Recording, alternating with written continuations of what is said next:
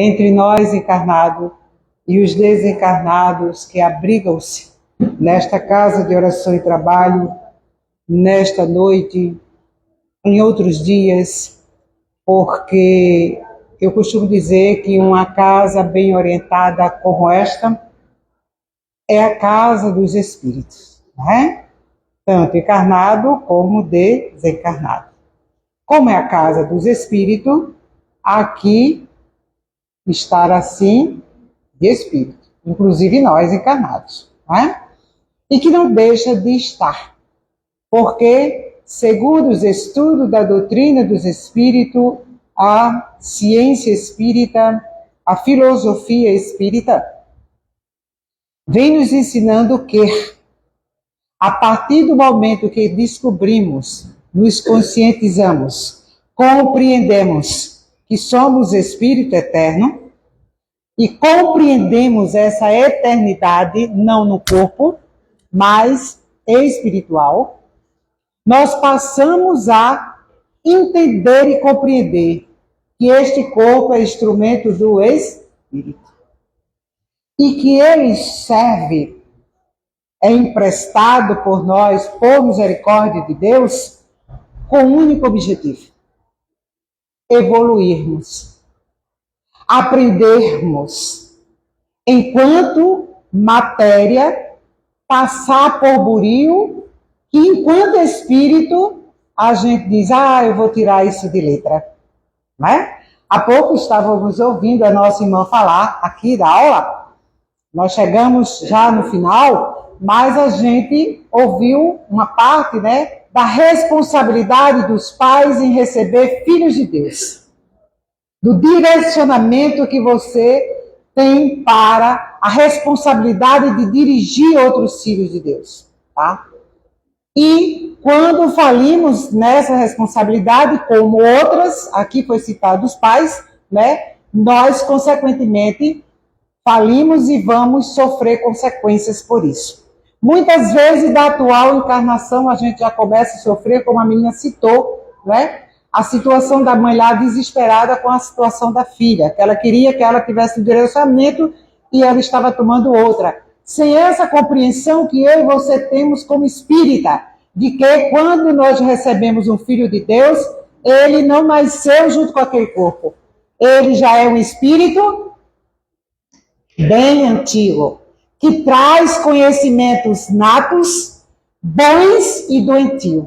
Olha para ele. Eu já estou começando no tema, para a gente chegar na fé. A fé que remove montanha. Ora, partindo desse princípio, né, eu estou mais à frente do que aquela mãe, talvez desesperada, não entendendo por que ela é tão correta e aquela filha está se desviando. Não compreendeu que recebeu um espírito que trazia dificuldades mil e ela, sem poder saber que diálogo, como direcionar aquele filho, e levou para o lado daquilo que ela tinha para dar.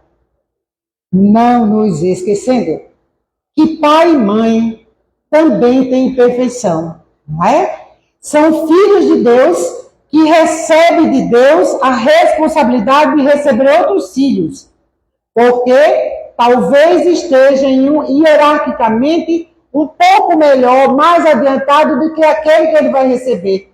E toda regra existe exceções.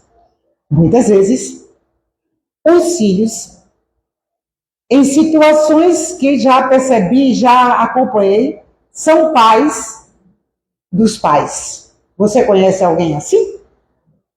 Porque justamente quando observa, vem com um grau de conhecimento e que dentro de uma família, de uma base chamada família biológica, ele olha para um lado, um fala grego, ele olha para o outro, outro fala alemão, ou outro menos brasileiro.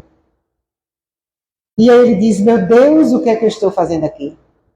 Porém, uma intuição muito forte lhe diz e lhe fala lá dentro para a sua alma. O teu lugar é aqui. E aí, aquela criatura né? Aquele ser, ele dá nó em pingo d'água para segurar a sua barra enquanto em estado infantil, mas segurar a barra de pai, irmão, irmãos e tudo mais. É aquela criança que se torna adulto muito cedo, que muitas vezes não teve infância. Você está se encontrando por aí?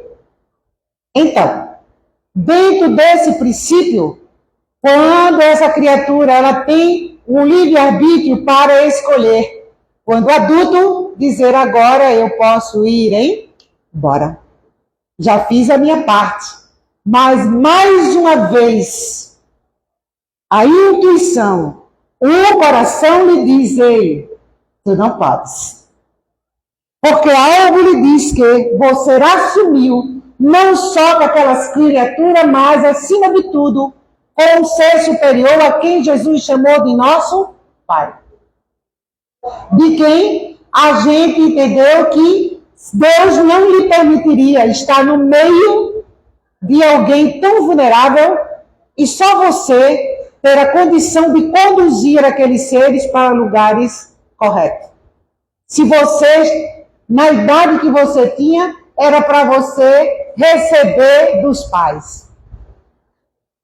Mas este ser, quando ele tem uma fé inabalável, mesmo que seja do tamanho de mostarda, ele diz, eu posso, eu quero e eu vou conseguir. E ele conduz isso dos 7 aos 18 anos. Estou contando uma história verdadeira aqui, hein? E aos 18 anos, quando ele tinha todo na mão para ir embora, ele disse, não posso. Tenho que continuar aqui. Até os outros se tornarem maior de idade. E quando os outros se tornaram maior de idade, ele disse, agora tem que cuidar das duas crianças, que é o pai e a mãe.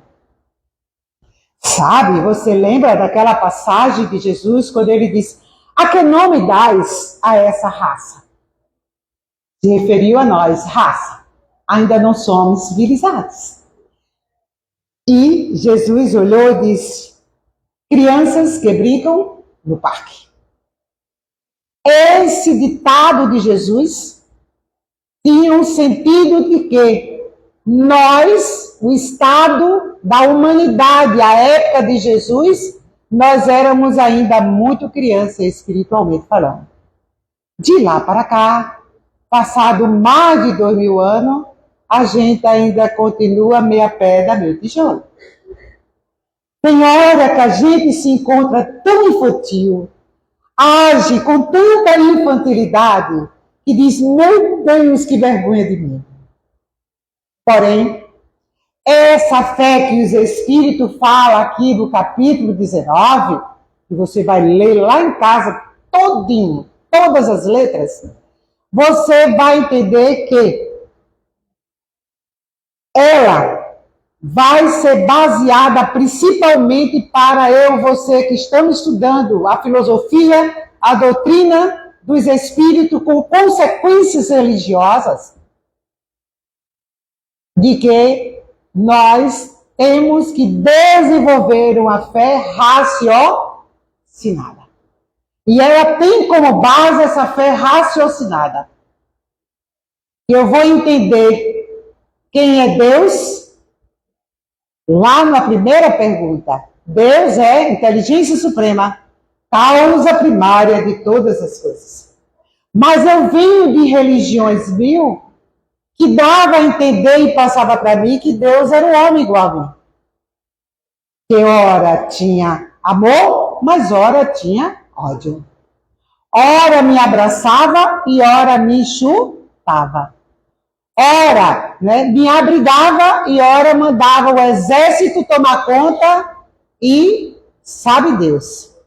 Ora, tivemos aí as guerras santas, aonde muitos filhos de Deus perderam a vida por conta de religião. A doutrina que eu e você estamos abraçando agora, depois de sabe Deus quantos mil anos, indo e voltando, em várias horas sendo chamada por esse Deus para trabalhar, mas queríamos estar lá da praça, vendo a banda passar. Mas um dia a dor aperta. Um dia a dor dói. Mas dói de um jeito que a gente diz, agora eu vou, racha. Aí a gente pega o bonde, não é? Se ninguém lhe traz, você vem sozinho, não é assim? E ninguém lhe pega pelo braço. É ali que você começa a amadurecer. Você já não é mais aquela figueira seca, estéril. Mas é aquela planta que começa a eclodir e botar os galhos, crescer o caule e começar a florir. Nesse período, nós começamos a absorver e entender que esse Deus é causa primária. E como causa primária, né, inteligência suprema, ele é amor, como disse João. Se ele é amor, não é esse amor-paixão que a gente tem por aqui, mas é aquele amor renúncia, o amor que cuida, o amor que realmente abraça, né? E faz a fusão dos seres em um só. Como narra o capítulo que fala, né, sobre esse amor. E então, a gente passa a perceber que esse Deus não só ama A, nem B, nem C, mas ama-me também. Não importa de onde eu sou, de onde eu vim, mas eu sou filha dele. Como filha dele, eu tenho herança, sabe? Eu sou riquíssima. Eu não tenho dúvida disso. Eu sou filha de Deus, irmão das estrelas, e tenho como herança o universo. Há pouco nossa irmã falou daqui da erraticidade. Vocês ouviram? Pronto. Enquanto eu não chego à evolução correta, tudo que eu tiver de absorver por aqui, cada desencarno eu vou para essa erraticidade. Que é talvez um lugar circunscrito, uns ficam na ectosfera da Terra, outros vão para alguma colônia. Erraticidade significa que eu tenho necessidade de reencarnar. Ainda não absorvi tudo que o planeta, estou falando do planeta Terra, tá? Então, tudo que ele tinha para me dar, para eu absorver, eu não aprendi. Então, estudando doutrina espírita, eu preciso trabalhar, estudar e experienciar. Estudar, trabalhar e experienciar. O que eu aprendi, compreendi, de todos os estudos, eu preciso experienciar. Essa experiência não vai muito longe, começa nos quatro cantos do nosso lar. É lá. Aonde Deus permite eu e ti conviver com 4, 5, 2, 3, ou quem sabe só com um pai e uma mãe, para juntos amparar-nos uns aos outros e aparar as nossas divergências, as nossas hastes, os nossos espinhos, que muitas vezes saímos ferindo um outro sem perceber. Quando chegamos a uma casa como essa, a gente chega muitas vezes desorientados, porque já levamos tanta lapada aí fora, que a gente diz, agora eu vou da casa espírita, bem feito um bagaço, seja com a laranja e fica só o bagaço. Aí a gente vem assim, chega aqui e diz assim, se ali não resolver, então eu vou descer a ladeira. E ao chegar aqui, a gente escuta, muitas vezes, uma menina da cara velha enferrujada, como eu, falando de que Deus é amor, Deus é justiça. Mas a justiça de Deus não é feita a justiça dos homens. A justiça de Deus, ela é disciplina. Ela dá a você tanto quanto você merece. Se você merece dor, não é porque você tem uma cara bonitinha que vai receber aplauso, você vai receber dor. Se você já tem, né, construído um alicerce, um caminho disciplinado, mesmo que o mundo lhe diga, esse cara não vale nada, mas se os céus vê que você merece, ele vai te dar sim. Por isso, o Cristo disse, não julgues, porque com a mesma moeda que você julga, você será julgado. Hein? Então, quando a gente começa a bailar nesse caminho, a gente diz, então Deus não é justiceiro, Deus é justiça. Justiceiro sou eu e tu, que basta pegar o ônibus ali e alguém pisou no pé, você já olha para a cara da criatura, ele vai lá e pisa no pé também. E ainda chama para briga, não é assim? Mas Deus é justiça. A justiça de Deus não é o meu tempo, nem o teu, nem o nosso. É o tempo dele. Daí, a gente que vem de vários controles, a gente quer barganhar com Deus. Deus, se tu me permitir, aí olha a nossa fé para onde vai? Para as coisas materiais. Se eu conseguir passar daquele concurso sem estudar, eu prometo, Deus, eu vou dar até aí, agora eu vou entrar no método dos homens, até a roupa que eu tiver no couro eu vou levar lá para o Antônio de Pádua. Mas se você não estudou, tem alguém que acorda de madrugada e estuda muitas vezes 12 horas, faz o concurso, passa e você diz, aquele miserável passou e eu não passei. Quem é você? Aí as dores chegam. E aí diz, eu não tenho fé mais disso. Isso tudo é arrumadinho. Porque eu não consigo passar. Hein? Será que é um mérito alguém passar no concurso sem estudar?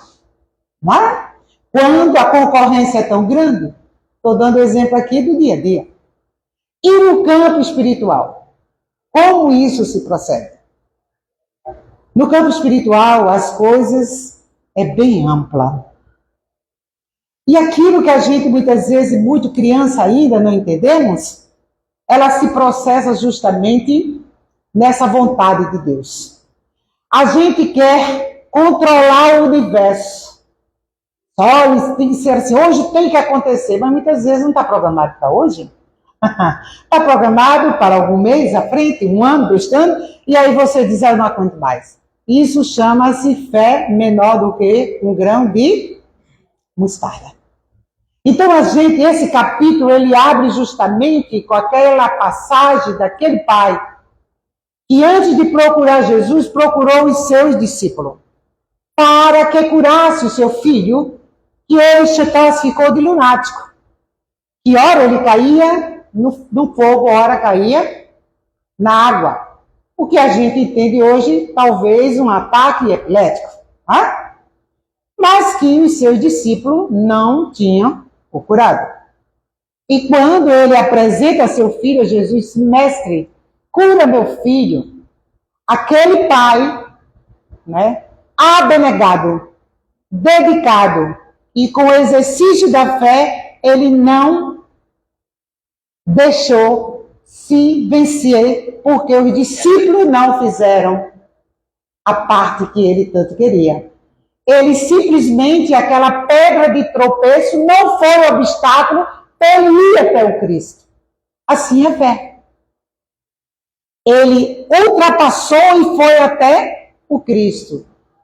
E ele disse, fui até teus discípulos, mas eles não o curaram. E aí ele disse, traga a criança. Jesus com uma clara evidência, uma clara audiência. Tudo ele tinha mais. Não diferente de eu e você que chegaremos lá. Mas para chegar lá, é preciso estudar, é preciso orar, é preciso experimentar através do trabalho. Não é só o trabalho material, e à medida que vamos descobrindo que somos espírito eterno e que por aqui passamos para aprender, compreender, eu preciso desenvolver fé raciocinada. Essa fé raciocinada eu não chegarei a ele sem não compreender por quê e quem é Deus. Deus entender que amo Deus e sei por que amo Deus, porque Deus existe na minha vida. Quando eu passo a compreender essa essência de Deus, eu passo a desenvolver uma fé. Por isso, os Espíritos lançam para nós 6 virtudes que devemos desenvolver para ter uma fé raciocinada. A primeira delas chama-se ânimo. Você já foi para algum carro sem ânimo? Vai? Não.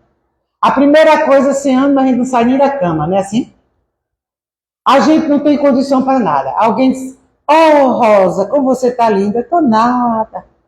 Hein? Oh, fulana, toma um banho. Bota sua cabeça ali debaixo do chuveiro, deixa esse chakra coronário, a água lava tudo, inclusive a alma. E nada. Sem ânimo. Sem ânimo a gente não sai do canto. Então a primeira virtude é tem de bom ânimo. Eu venci o mundo. Tu também poderás vencer. Primeira base da fé. Ânimo. A segunda, crer. Aí alguém diz assim, mas os demônios também creem. Quem são os demônios? Na linguagem grega, demônio significa anjos. É assim? Olha como a gente precisa estudar. Quando a gente não estuda, quando alguém diz demônio, alguém já vai por sinal da cruz e sai correndo. É assim? Porque ignorância de conhecimento. Quanto mais nós estudarmos e nos estudar, mais a gente desenvolve fé. Estou desenvolvendo isto porque sei que isto, a compreensão me leva a este raciocínio. Crer. Eu creio em Deus. Você crê? Eu creio. Porque Ele é causa primária. É a inteligência suprema. Causa primária de todas as coisas. Então, eu parti dele. E como eu parti dele, eu tenho a sua essência em mim. E essa essência, ela não sairá de mim porque faz parte, é patrimônio da minha vida. Por isso eu creio em Deus. Partindo desse patrimônio, eu poderei, através de todas as virtudes que serão acrescentadas a mim, sob o olhar misericordioso desse Deus, fazer brilhar a minha luz. Posso ou não posso? Crer. Agregue o crer, o confiar. Quando eu confio, eu tomo a frente. Confiar. Eu, como filha de Deus, confio nele, mas isso não quer dizer que tudo eu tenho que deixar na mão de Deus. Confiando, tendo ânimo, acreditando, eu confio que o caminho que aqui eu me submeti a caminhar, eu não estarei só. Porque esse Deus que não está longe, está em mim, na minha essência, me segurará, me guiará todo o tempo. Através de quem? Alguém pode pensar aí, religiões dizem que Deus se materializa, é um homem, ainda pensa que Deus é um homem com todas as dificuldades que nós temos. Mas eu confio nesse Deus que me guiará através daqueles a quem Ele otorgou o cuidado de mim enquanto encarnado, a quem nós chamamos de anjo guardiães. A quem, estudando doutrina espírita, chamamos de espíritos familiares. A quem os nossos ancestrais que se encontram na erraticidade, que muitas vezes vem em desenvolvimento e nos auxilia para que a gente guie.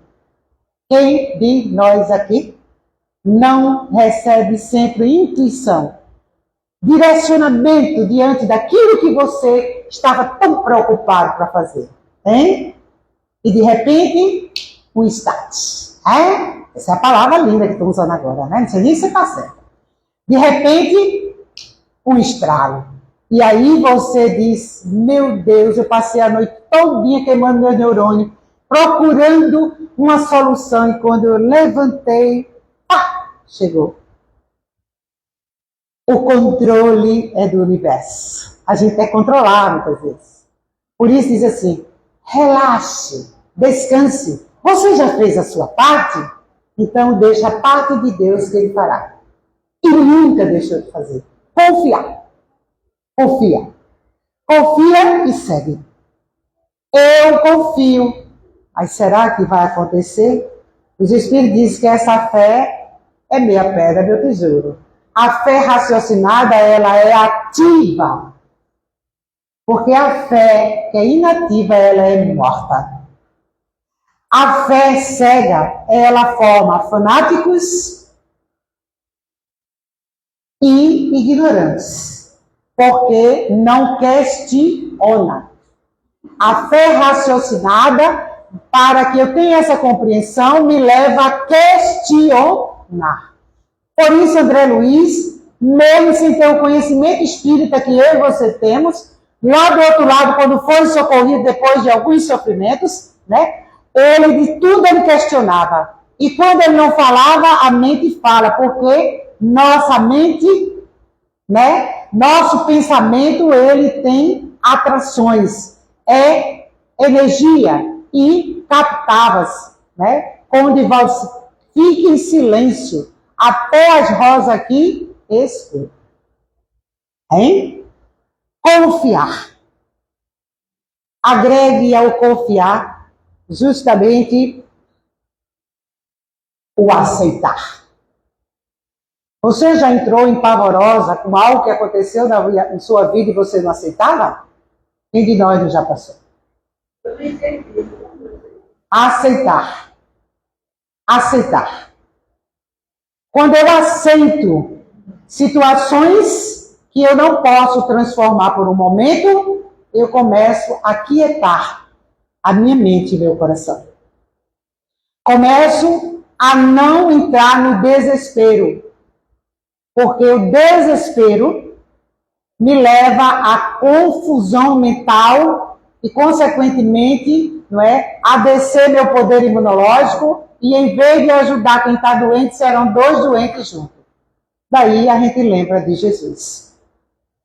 São cegos, conduzindo cegos para cair no mesmo fosso.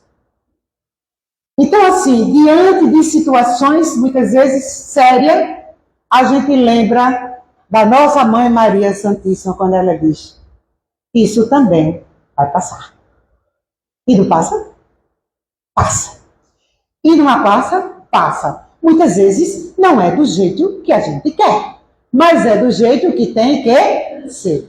E com esse aceitar, com esse passar, eu vou ver com o tempo de Deus que do jeito que aconteceu foi a melhor coisa que poderia ter acontecido.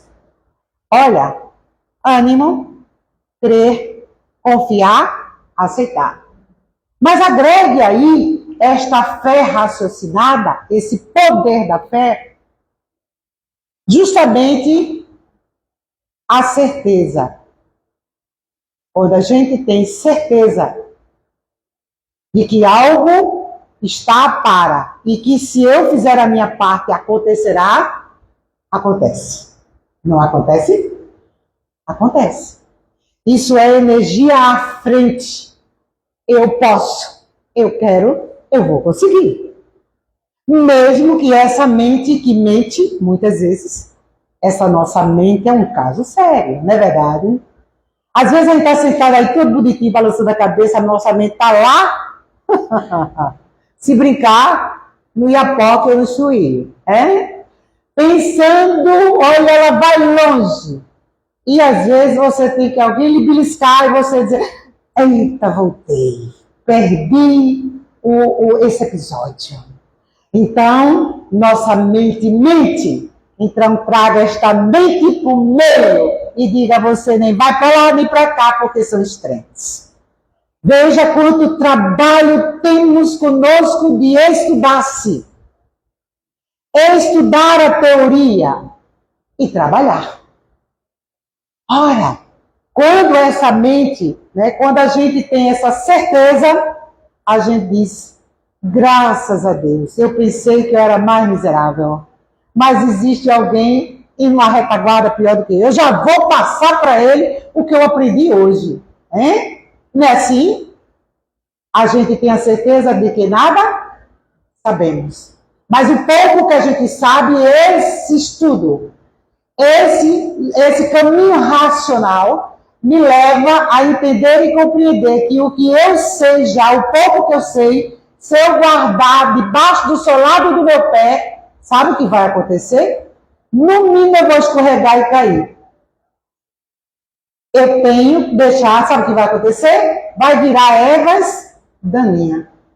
E o que vai acontecer? Eu começo a perder situações e começa, já viu um poço parado? O que é que acontece?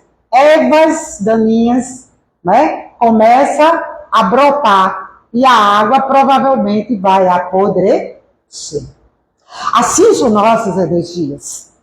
O que eu aprendi ontem, eu tenho o dever hoje de passar para alguém. Observando com essa certeza de que nada sei e tendo como virtude de frente a humildade. Porque hoje, abrindo um parêntese, conversando com o filho mais velho, ele chegou e me disse, olha, eu recebi, fui promovido isso e tal, e veja que ironia, eu vou justamente fiscalizar a empresa que eu trabalhei. Eu disse, olha como o mundo dá volta, né? Mas não deixa a asa do pavão aumentar, não. Viu? Você exercite a humildade e trabalhe use o seu profissionalismo, mas com humildade. Porque se você exercer assim, provavelmente você vai fazer amigos, mesmo lá quando eles pensando que agora ele vai dar uma rasteira na gente. Você vai lá, exerce com humildade o seu profissionalismo. Porque do jeito que o mundo deu volta para você chegar lá, esse mundo também dá volta, meu filho, para você ser capaz deles. Justiça divina. Certeza. Ele disse, olha, a primeira coisa que eu me lembrei da senhora, disse, não lembro também não. Lembre de colocar em prática. Porque mamãe dia virá que esse corpo físico estará aqui. O Espírito sabe Deus o tanto deve para onde vai. No mínimo para a erraticidade. Então, não fique chamando mamãe não, porque a sua parte você tem que fazer. Aí ele diz que eu sou a mãe mar. Porque não vivo beijando. E beijo. Hein? Mas na hora da lapada, a gente dá.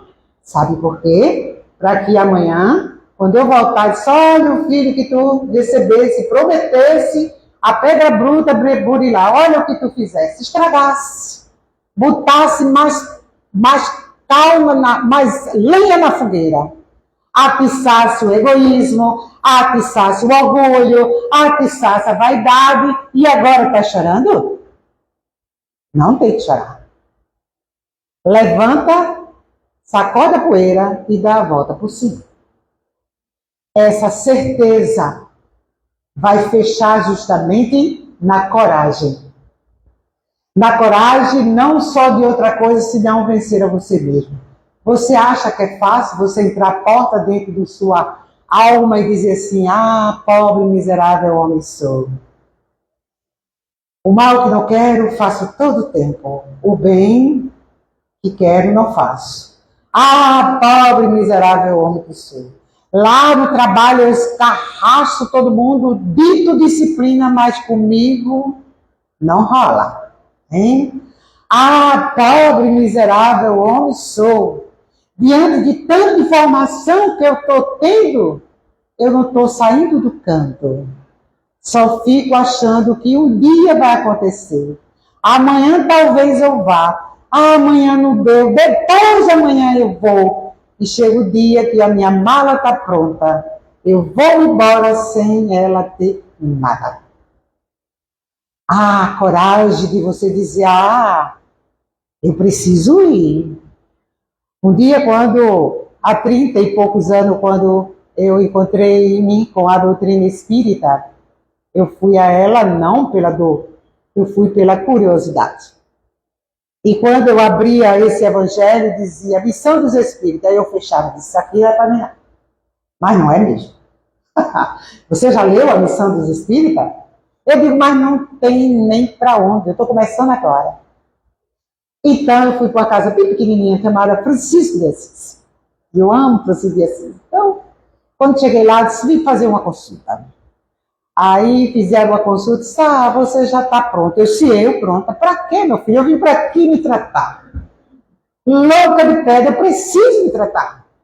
Ele disse, não, olha, vai passar só ali na câmara e você já levanta para trabalhar. Eu disse, mas não posso passar nem uns 15 dias deitado, vindo aqui fazendo um tratamento. Não, você tem que levantar para doar ali. Eu disse, mas doar o que eu não tenho? Tem, você tem. E olha, eu peguei pelo pé, não disse não. Eu vou. Porque se estão me dando oportunidade, no mínimo eu vou aprender. Coragem. E fui. Faltou alguém para fazer o exódio 10 minutos, botaria, as pernas tremiam. Você já viu quando você vai tirar a carteira de habilitação, que era para passar lá no Detran, o cabo fiscal olhando e você tinha que fazer, e as pernas tremiam? Pronto. E eu disse, meu Deus, eu não vou ficar em pé. Eu posso ficar sentada? Pode. Eu fui falar 10, falei 20. Pronto, e lá para cá, perdi a vergonha. Se eu não tivesse ido, é aquela história. Eu, você, nós recebemos oportunidade na existência e a gente diz, posso dar, eu ainda estou em tratamento. Quem de nós, meus irmãos, no mundo de expiação e prova, não está em tratamento e precisa de socorro? Me diga aí. Todos nós. Quem de nós aqui é perfeito? Nenhum. O Cristo, quando alguém disse, tu és bom, ele disse, bom é o Pai que está no céu. Nem Jesus se sentiu bom. Imagine eu e você. Aí alguém disse, você é tão bom, eu disse, mas tu não me conhece. A cocada de sal que sou eu. Tão bonitinho aqui, todo mundo muito lindo. Vai viver comigo lá no dia a dia. Hein? Então assim, porém, já consciente de que eu sou responsável por tudo o que eu faço ou deixo de fazer, este livre-arbítrio que o Pai me agregou justamente quando me criou simples e ignorante, o instinto. Mas um pouco taludinho, eu já não tomava o leite de mamãe, eu já comia um cuscuz como nordestina. E então, lá com aquele cuscuz, eu já me levantei e fui à luta. Livre a luta, eu usei este livre, o taludinho é o livre-arbítrio, aonde eu tive que optar entre viver e existir ou simplesmente passar pela existência. Livre-arbítrio. Aí alguém disse, mas fulana tem sorte. A sorte é para todos. O amor de Deus é para todos. O desenvolvimento é para todos. Tudo de Deus é para todos. Agora cabe a mim e você, através desse livre-arbítrio, desenvolvendo inteligência, agregando esse raciocínio, pegar as oportunidades. Não é verdade? Então daí, quando Jesus disse, por que vocês, os seus discípulos magoados, chegou lá, Senhor, por que nós não curamos esse jovem? E Jesus olhou, eu acredito o olhar de Jesus que era penetrante, que deixa você nu de alma, eu imagino. Ele disse, raça de incrédulos, até onde pensas que eu estarei com vós? Eu acho que eu caía dura. Então, ele disse, não para os machucar, mas para eles saberem que eles já tinham conhecimento suficiente, estudo suficiente ao lado de Jesus e precisava experienciar, que era dizer, usar de seus fluidos e aplicar naquela criança e como Jesus fez, esse fluido benévolo de amor que cura, que alguém chama ali de passe, que alguém chama de milagre. milagre não existe, existe transformações. Há quase um mês atrás, eu recebi a notícia que minha mãe, com 101 anos, havia caído e quebrado o fêmur. Então, eu estava em véspera de viajar. Minha mãe desesperada, minha irmã, calma que eu estou indo para ela. Mandei a criatura à frente. Quando eu cheguei e peguei, já tinha botado ela na cama, que peguei aqui que ela gritou, eu disse, pode parar. Ela quebrou o fêmur e vamos chamar um SAMU, porque a gente não tem condições de levar. O SAMU não podia, eu estava, alguém chama o bombeiro. O bombeiro veio e resolveu a situação. E aí, né, a irmã mais nova, eu disse, quem vai é você, que a velhinha aqui vai ter que providenciar outras situações. E ela lá agoniada, eu disse, tenha calma, respire fundo, eu já passei por isso com meu pai, agora é a hora da velhinha. Então tenha calma, eu estou entrando em contato com aqui. Calma, respire, cadê sua fé? A hora de exercitar a fé é agora. Bora? Cadê o estudo? O evangelho no lar? Cadê tudo mais? Agora é a hora. E aí conseguiu, né, botar ela para um quarto e tal. Eu disse, pronto, resolveu, eu vou tomar um banho e vou para ir passar a noite. E amanhã eu tenho que ir para em outro lugar. Fui para. E ela estava aí, pronto, aproveitei, né? Eu digo, olha, eu estou sofrendo feito Jó. Aí reclamando, eu disse, tá não, feito Jó não. Olha, tá vendo essas aqui, também, tudo velhinha como você, tá tudo caro. O cara não está assistindo Deus, tá? Aquela ali, minha mãe, tem um fígado baleado. Já faz tratamento, olha, há tempo. Como é que você sabe? A filha dela me relatou. Além do fígado, tem um baço também acabado. Além disso, quebrou o fêmur, igual assim. Ave Maria, disse, e está caladinha. Então, a senhora não está reclamando, tomando remédio. Ficou quietinha, o bicho não dói. Agora, se mexer, dói. Pronto. Ah, mas está coçando. Eu disse, onde é que está coçando? Mas ela é uma pessoa inquieta. Hein? 3 dias antes, a gente foi lá e disse, não levante. Quando levantar, sente. Respire e chame sua filha que está aqui do seu lado. Ela fez tudo contra ela. Levanta, você está com a cabeça boa, fui buscar o pente para pentear o cabelo, que ela é vaidosa. Eu disse, agora vai ser que sofrer. Enfim, foram 21 dias de hospital. Mas os médicos disseram, é incrível. Os sinais vitais dela é melhor do que o meu. Eu disse, pronto, doutor. E agora? Vamos operar. Opera, ela foi andando. Eu digo, então, a ciência está dizendo que opera, vamos operar. A guerra era esse exercício de fé para convencer os 5 irmãos. Isso eu lá no sul, conversando com tudo, quer dizer, veja, aí alguém disse, ela só opera quando tu chegar. Eu disse, então vamos ver. E aí foi 8 dias.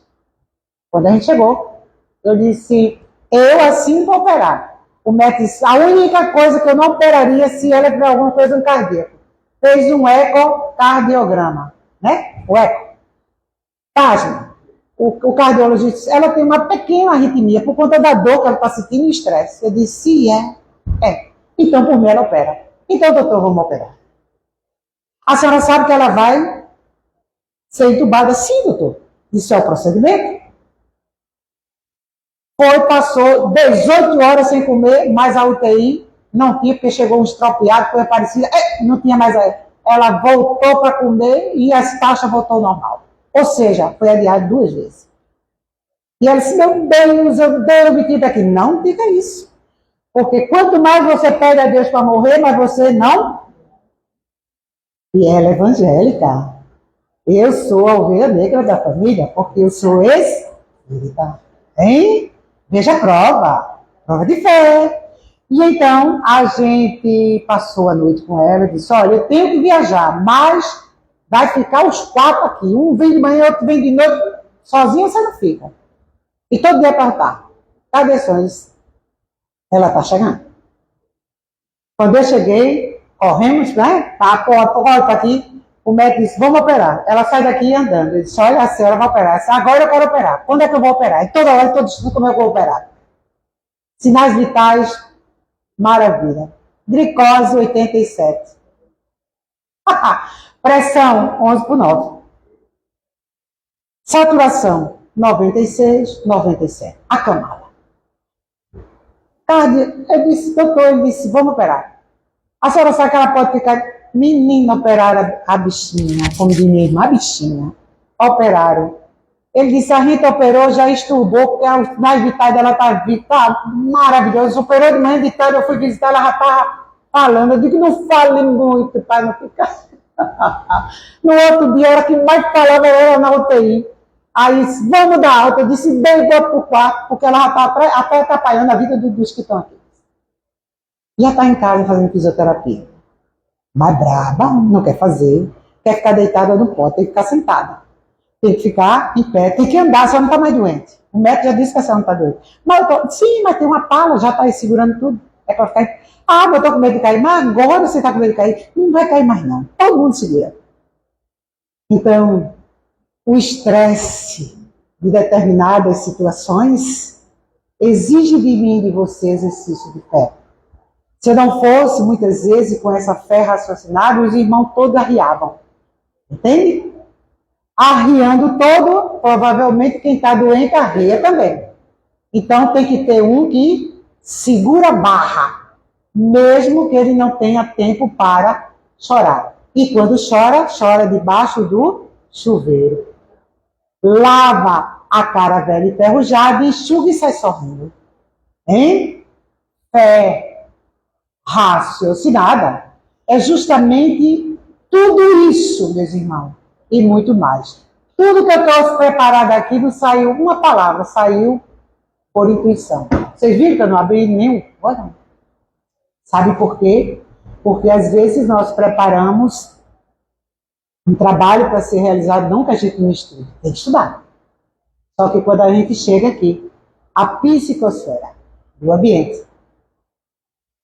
a necessidade, nós, por intuição, canaliza e direciona totalmente diferente. Porém, eu quero vos dizer, quando a gente tem ânimo, quando a gente crê, quando a gente confia, quando a gente aceita o que por hora não podemos resolver, que no caso, citei aqui o caso da minha mãe, não podia ser do jeito que o meu irmão queria, ela tinha que passar por 2 adiamentos de uma cirurgia para que a gente pudesse passar noites conversando com ela e dizendo, olhe, seja mais grata. Deus é tão bom que está lhe dando 101 anos. E no papel 103. Lá era a vozinha dos 103 anos. 103 anos. Os médicos, os estagiários, tudo. O que é que a senhora tem, vovó? Eu vou tirar seu sangue para fazer científico. Para fazer... Não. Ela simplesmente se poupou, né? Não bebia, não fumava, e sempre, olha, estava ali na dela, né? Todo mundo trabalhava e ela, olha ali na dela só, né? Olha, gente. Então eu disse, agora é a hora do seu exercício. Estou pedindo para Jesus vir me buscar. Eu digo, Jesus só vem me buscar no dia certo. Enquanto você pedir, ele não vem. E quanto mais você pede, ele vai dar mais anos na frente. Ah, não Maria, não quero viver mais. Então, silencie e agradeça. Precisou passar 21 dias para que cada filho pudesse mais estar próximo a ela e ela sentisse o amor de cada filho em suas diferentes escalas. A espiritualidade nos dizia, ela não desencarnará na cirurgia, mas o outro dizia, tenho medo que minha mãe morra. Eu disse, ela vai com medo de tudo, porque a gente vai, seja, você quer que ela fique em casa, egoisticamente sofrendo dores, toda edemada, cheia de escária, ou você quer tentar que ela fique em pé? Não, eu quero melhor. Então, meu irmão, exerça a fé.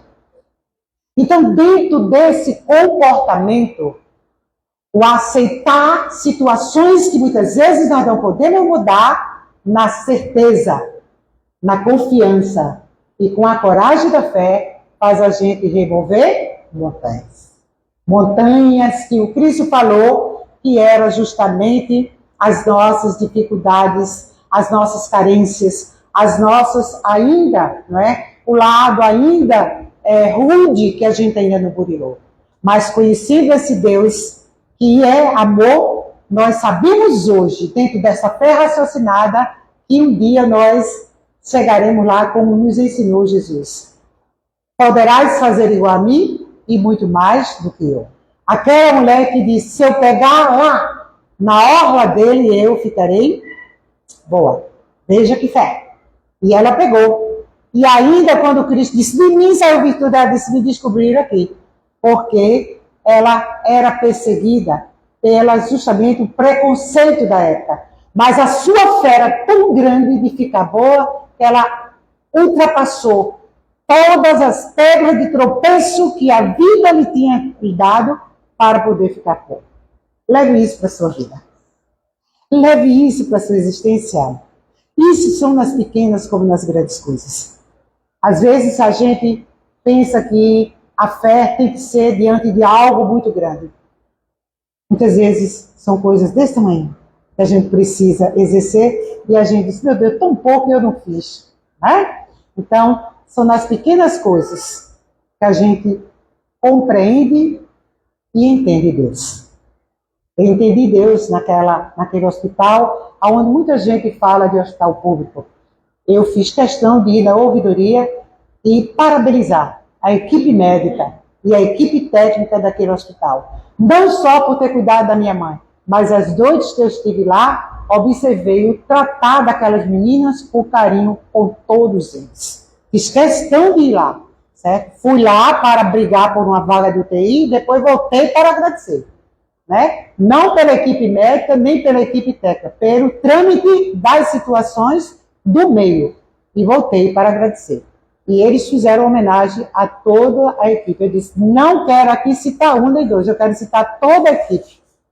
Se tinha um que era mais de 100 lâmpadas, minha irmã, se tiver uma apagada, as 99, com seu contágio, para elas acender. Quero agradecer a oportunidade que Deus me deu de voltar a esta casa de oração e trabalho. Recebam de nós, que fazemos união Kardecista da Miroeira, um abraço no tesouro de vosso coração. Muita paz.